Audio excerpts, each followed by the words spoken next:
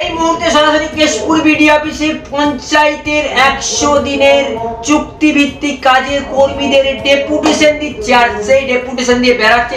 আর সেই চিত্র খবর 10 ক্যামেরা পার্সন কিন্তু ক্যামেরা বন্দি করে আপনাদেরকে দেখাচ্ছে। কেন আজকে হঠাৎ ডেপুটেশন? এইদিকে ভোটের ডামামা বেজে গেছে, কিন্তু 100 দিনের চুক্তিভিত্তিক যে পঞ্চায়েতের যে চুক্তিভিত্তিক কর্মীরা ছিলেন তারা কিন্তু কেশপুর বিডিও অফিসে বিডিওকে ডেপুটেশন দিচ্ছেন। আর বেড়ানোর চিত্র এই মুহূর্তে সরাসরি কি বিষয়ে ডেপুটেশন, কি কারণে ডেপুটেশন, এই মুহূর্তে সরাসরি আমাদের খবর 10 ক্যামেরা পার্সন শুভ ক্যামেরা বন্দি করছে। কি কারণে ডেপুটেশন তা একবার শুনে নিন। কর্মচারীরা বিডিও সাহেবের কাছে এসেছিলাম আমাদের দাবি দাবা ইলেকশন ব্যাপারে জানানোর জন্য। আমরা 14-15 বছর এনার্জির কন্ট্রাকচুয়াল কর্মী হিসেবে কাজ করছি, কিন্তু যখনই বেতন বৃদ্ধি বা স্থায়ীকরণের কোনো কিছু অর্ডার হয়েছে তা থেকে আমরা সবসময় বঞ্চনার শিকার হয়েছি। তাই ইলেকশন কমিশনের নির্দেশ আছে যে আমাদের কোনো কন্ট্রাকচুয়াল কর্মীদের লাগানো যাবে না কাজে। এবং গতকালের আমাদের ডিস্ট্রিক্ট ইলেকশন অফিসারেরও অর্ডার এসছে, সেখান থেকে আমাদের যা ডিউটি ছিল এমসিসি কিংবা ভিএসটি সেখান থেকে আমাদের নাম বাদ গেছে। তাই আমরা আমাদের বিডিও সাহেবের কাছে এসেছিলাম সবাই মিলে আমাদের দাবি দাবাগুলো জানাতে এবং আমাদেরকে ইলেকশন থেকে অব্যাহতি দিতে। কিন্তু স্যার বলেছেন যে তোমরা কাজ করো, আমার তোমাদের যা সাপোর্ট লাগবে আমি আছি।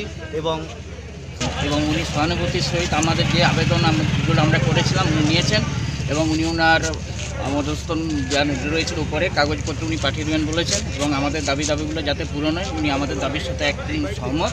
এবং সেই সাথে যেহেতু আমরা ওনার স্টাফ আমাদের সমস্ত কিছু উনি বিবেচনা করে বলেছেন যে যেহেতু আমাদের স্টাফ আমরা যে কাজপত্রগুলো করতে বলছি সেগুলো করো, তোমাদের সম্পূর্ণ লাইব্রেরিটি আমার, সেই অনুযায়ী উনি আশ্বাস দিয়েছেন। আজকে কি কি দাবি দাবা বিডিও সাহেবের কাছে? আজকে প্রধানত আমাদের দাবি দেওয়া ছিল যে আমরা যে ইলেকশন কমিশনের অর্ডার অনুযায়ী আমরা যে কাজ করছিলাম, যেহেতু ইলেকশন কমিশন অর্ডার করেছে যে আমরা এই কাজগুলো করতে পারবো না, তাই আমরা কন্ট্রাকচুয়াল স্টাফ সমস্ত ব্লক স্তরের এবং জিপি স্তরের সবাই মিলে স্যারের কাছে গিয়েছিলাম দাবি দেওয়ার ডেপুটেশন দেওয়ার জন্য।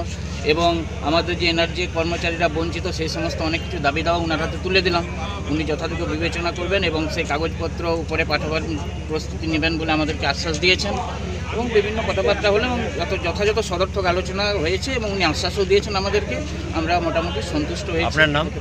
শক্তি অধিকারী, ভিএলই, এনায়তপুর গ্রাম পঞ্চায়েত। আপনার নাম? আমার নাম শান্তনু দে, জিআরএস ঝেঁতলা গ্রাম। তাহলে আপনারা কি মানে ডিউটি করবেন, ইলেকশনে ডিউটি করবেন এরকম আশ্বাস পেয়েছেন? আশ্বাস পেয়েছি।